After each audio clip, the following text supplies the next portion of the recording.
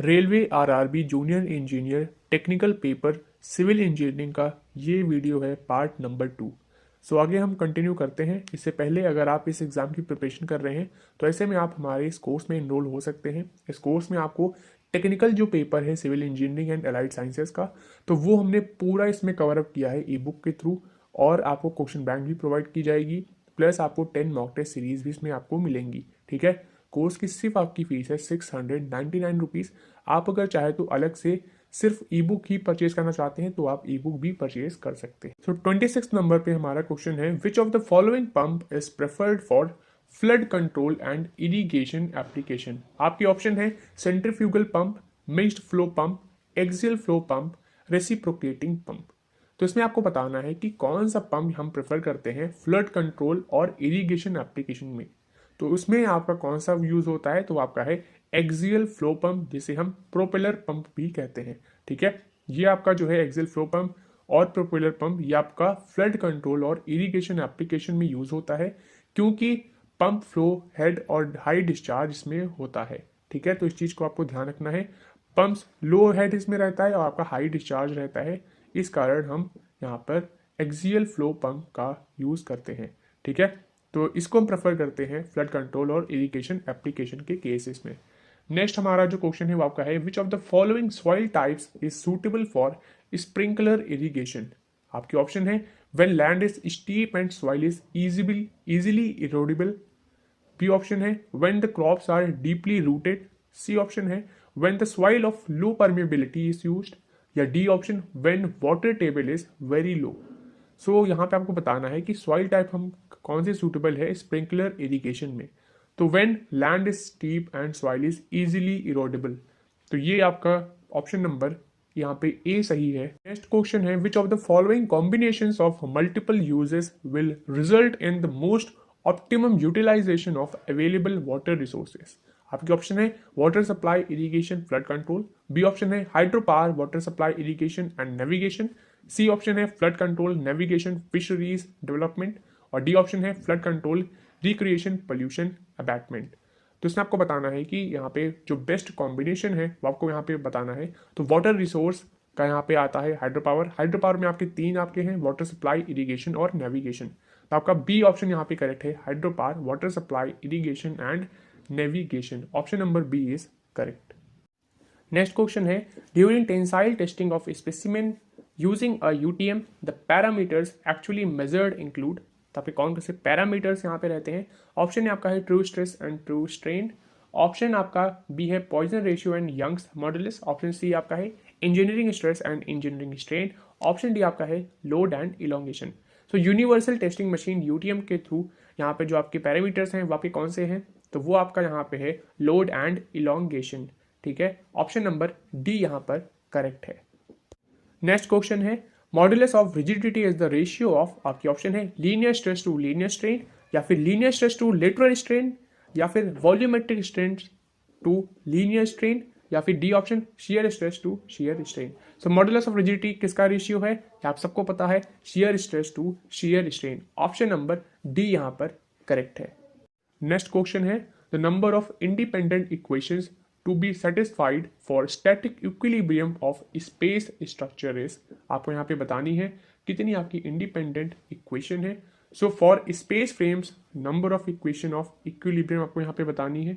ठीक है, तो equation of equilibrium for space frames क्या है, sigma F X equals to 0, sigma F Y equals to 0, sigma F Z equals to 0, sigma M X 0, sigma M Y equals to 0, sigma M Z is equals to 0। Total कितनी equation हुई आपकी, total आपकी 6 equation हुई। तो कौन सा option सही है, ऑप्शन नंबर डी यहाँ पे करेक्ट है, दैट इज 6। नेक्स्ट आपका क्वेश्चन है, degree of static indeterminacy of a rigid jointed plane frame having 15 members, 3 reaction components and 14 joints.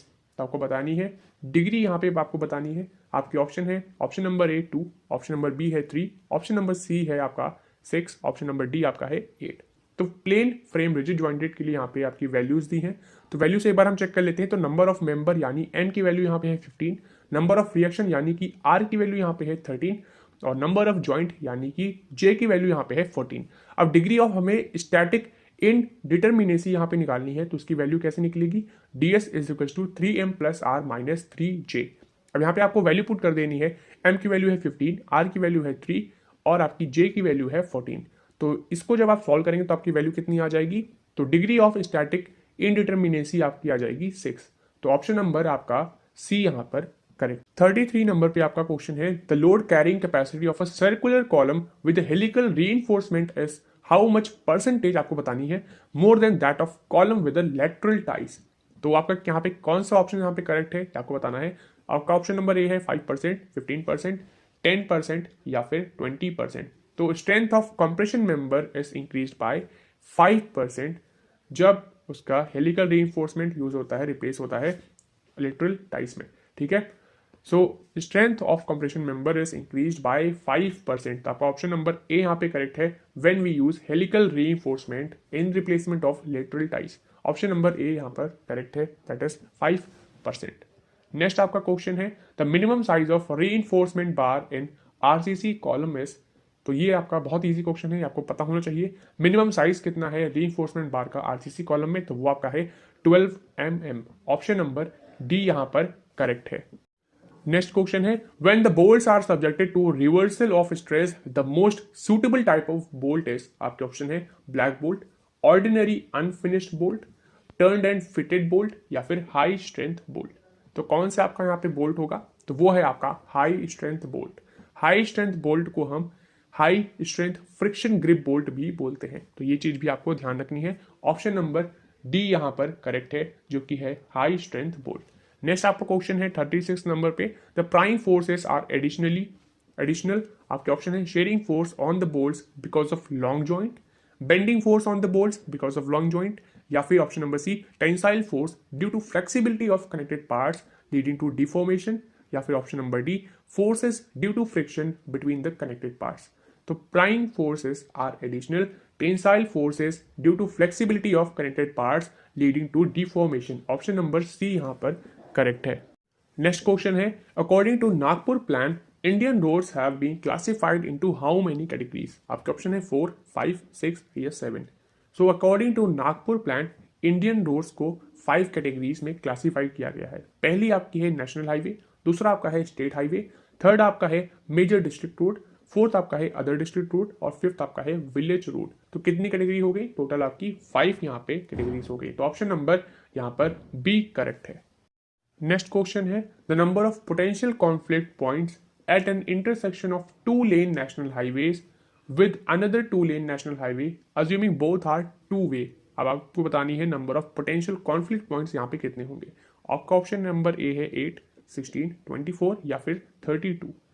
तो इसका ऑप्शन यहाँ पे कौन सा करेक्ट है आपको बताना है। तो वो आपका है टोटल कॉन्फ्लिक्ट पॉइंट्स यहाँ पे कितने होंगे जब आपका 2 लेन नेशनल हाईवे क्रॉस हो, ठीक है, इंटरसेक्ट आपका हो, तब यहाँ पे टोटल जो कॉन्फ्लिक्ट पॉइंट्स है वो आपके 24 होंगे। इसमें आपका 6 जो है आपका क्रॉसिंग कॉन्फ्लिक्ट है, यानी कि मेजर कॉन्फ्लिक्ट पॉइंट्स है, और 8 आपके माइनर कॉन्फ्लिक्ट रहेंगे, ठीक है। तो आपको याद रखना है 24 आपके टोटल कॉन्फ्लिक्ट पॉइंट्स यहाँ पर होंगे। ऑप्शन नंबर सी आपका करेक्ट है।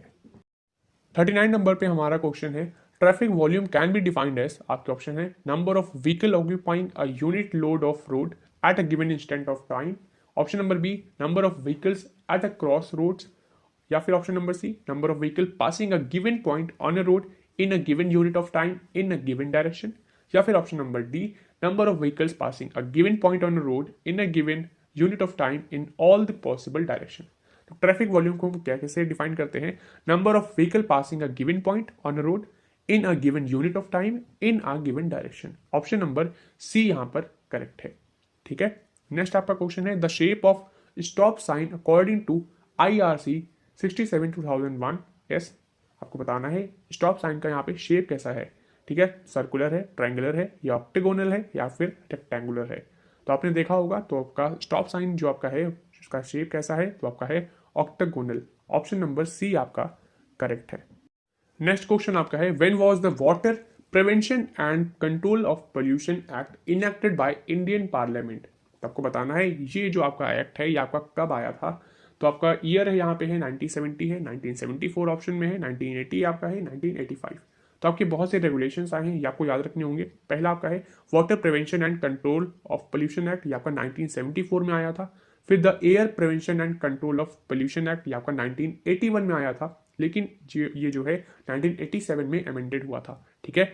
इन्वायरमेंट प्रोटेक्शन एक्ट, ये आपका 1986 में आया था। तो वहीं वाइल्ड लाइफ प्रोटेक्शन एक्ट, ये आपका 1972 और फॉरेस्ट एक्ट आपका 1927 में आया था। ठीक है, तो ये चीज आपको ध्यान रखनी है। अब क्वेश्चन में आते हैं। क्वेश्चन में आपको कह रहा है कि water prevention and control of pollution act ये आपका कब हुआ था? अभी मैंने बताया कि ये आपका 1974 में आया था। ठीक है, तो ऑप्शन नंबर बी यहां पर करेक्ट है, दैट इज 1974। नेक्स्ट आपका क्वेश्चन है, for large cities the suitable method for forecasting population is, आपके ऑप्शन है arithmetical increase method, geometrical increase method, या ग्राफिकल मेथड, या फिर कंपैरेटिव मेथड। तो इसका करेक्ट ऑप्शन क्या है? तो वो है आपका arithmetical increase method. Option number ए यहां पर करेक्ट है। अरिथमेटिकल इंक्रीज मेथड जो आपका है ये आपका dp by D T equals to C equation पे बेस्ड है। अब ये जो मेथड है इसमें पॉपुलेशन इंक्रीज जो है वो आपकी प्रीवियस रिकॉर्ड के थ्रू कैलकुलेट होती है। इसकी इक्वेशन यहाँ पे है pn is equals to p plus N C. इसमें pn आपका है prospective population after n decades from the present, और p यहाँ पर है पॉपुलेशन एट प्रेजेंट, n है नंबर ऑफ डिकेड्स, और c आपका है average of population increase in the known decades. ठीक है, तो ये चीज आपको ध्यान रखनी है। ये है आपका arithmetical increase method. Next question है, for excavating utility trenches with precise control of depth the excavation equipment used is, आपके ऑप्शन है हो, शॉवेल, ड्रैग लाइन, या क्लामशेल। तो कौन सा ऑप्शन यहाँ पे करेक्ट है? तो वो है आपका हो। ठीक है, हो क्या है? ये आपका एक्सकेवेटिंग टूल है। इसमें आपकी मेटल प्लेट जो है आपकी लॉन्ग हैंडल में अटैच होती है। ठीक है, तो ये चीज आपको ध्यान रखनी है। ठीक है, तो ऑप्शन आपका ए यहाँ पर करेक्ट है। नेक्स्ट क्वेश्चन है, grader is used mainly for, आपके ऑप्शन है trimming and finishing, option B है shaping and trimming, option C है finishing and shaping, option D आपका है finishing, shaping and trimming. So grader को हम कब इस्तेमाल करते हैं ये आपको बताना है। ग्रेडर आपका इक्विपमेंट है जो कि आपका levelling, shaping, finishing, mixing gravel, flattening and smoothing के लिए यूज होता है, और आपका ट्रिमिंग स्लोप्स के लिए भी आपका यूज होता है। ठीक है, तो ये चीज आपको ध्यान रखनी है। ये आपका इक्विपमेंट जो है किस लिए यूज होता है ये चीज आपको ध्यान रखनी है। अब आते हैं क्वेश्चन पे। क्वेश्चन पे आपका कौन सा ऑप्शन यहाँ पे सही है? तो वो है आपका option number D, finishing, shaping and trimming. Option number D is correct. Next question आपका है 45 नंबर पे, सेरेमिक्स आर, आपके ऑप्शन है metals for high temperature use with ceramic like properties, या फिर option number B ceramics with metallic strength and lustre, option number C है आपका coated tool materials, option number D है metal ceramics composites. तो ceramics क्या है आपका coated tool material है। ऑप्शन नंबर सी आपका करेक्ट है। नेक्स्ट क्वेश्चन है, for which of the following materials the output of power shovels for a fixed shovel size will be maximum for, आपके option है moist loam, good common earth, option number C आपका है well blasted rock, option D आपका है wait sticky clay. तो आपका कौन सा यहाँ पे मटेरियल है? तो ये चीज आपको बताना है। तो वो आपका है मॉइस्ट लूम। मॉइस्ट लूम और कॉमन अर्थ ये आपके सेम कैटेगरी में आते हैं। इनका जो फैक्टर है ये आपका 0.8 से लेकर 1.1 के बीच रहता है। ठीक है, ये चीज भी आपको ध्यान रखनी है। तो कौन सा ऑप्शन यहाँ पे सही है? Option number A, moist loam यहाँ पर करेक्ट है। नेक्स्ट क्वेश्चन आपका है, in analysis of rate which is or are included from the following, आपके ऑप्शन है cost of quantities of material, cost of labour and other miscellaneous expenditures, या फिर contractors profit, या फिर ये सभी।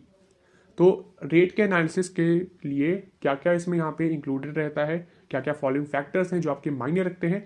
तो इसमें आपका है cost of quantities of materials भी मायने रखता है, cost of labour and other miscellaneous जो एक्सपेंडिचर्स होते हैं वो भी मायने इंपॉर्टेंट है। ठीक है, एनालिसिस के लिए, और कॉन्ट्रैक्टर प्रॉफिट्स ये भी आपका मायने रखता है। तो ऑप्शन नंबर डी यहाँ पर करेक्ट है, ऑल ऑफ दीज।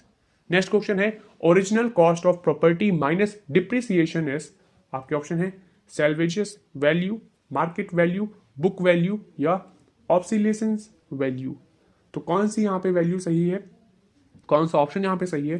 तो original cost of property minus depreciation या फिर क्या है? बुक वैल्यू है। ऑप्शन नंबर सी यहाँ पर करेक्ट है। नेक्स्ट क्वेश्चन है, which of the following contracts is not a type of cost plus contract, आपके ऑप्शन है cost plus percentage contract, cost plus lump sum contract, cost plus fixed fee contract या cost plus fluctuating fee contract. तो cost plus contract में आपका क्या रहता है, इसमें कॉन्ट्रैक्टर जो है सभी एक्सपेंसेस पेड इसमें रहती हैं, ठीक है, प्लस जो एडिशनल जो पेमेंट होती है प्रॉफिट के लिए वो भी इसमें अलाउ होती है। इसमें आपका कॉस्ट प्लस परसेंटेज कॉन्ट्रैक्ट्स रहता है, कॉस्ट प्लस फिक्स्ड फी कॉन्ट्रैक्ट्स इसमें आपका रहता है, और cost plus fluctuating fee contract भी आपका कॉस्ट प्लस कॉन्ट्रैक्ट में रहता है। अब इसमें से क्या नहीं रहता है, ऑप्शन में आपको दिख रहा होगा, तो वो है आपका कॉस्ट प्लस लमसम कॉन्ट्रैक्ट। तो ऑप्शन नंबर बी यहाँ पर करेक्ट है। नेक्स्ट आपका क्वेश्चन है, the force majeure clause in contract document generally refers to, आपके यहाँ पर ऑप्शन है आपके agitation and strikes only, epidemic of large proportion only, या दोनों सही है, एजिटेशन एंड स्ट्राइक्स और आपका एपिडेमिक ऑफ लार्ज प्रोपोर्शन, ये दोनों सही है, या फिर इसमें से कोई भी सही नहीं है। फोर्स मेज्योर क्लॉज एक तरह से कॉन्ट्रैक्ट का नियम है जिसमें आपका पार्टियों को उनके कॉन्ट्रैक्ट से जुड़े जो काम होते हैं उनको पूरा करने से छूट देता है, और इसमें कुछ ऐसे ही भी हालात बन जाते हैं जिनको कंट्रोल करना मुश्किल हो जाता है और वो गैर कानूनी या एक तरह से समझिए नामुमकिन हो जाता है। तो इसमें आपका ऑप्शन कौन सा सही है, तो वो आपका यहाँ पे है एजिटेशन एंड स्ट्राइक्स ओनली और epidemic of large proportion only. इसमें आपका दोनों पॉइंट आपका करेक्ट है, यानी ए और बी दोनों पॉइंट करेक्ट है, और ए और बी आपका पॉइंट जो है ऑप्शन नंबर सी में इंक्लूड है। तो option number C, A and B above, ये आपका पॉइंट करेक्ट है।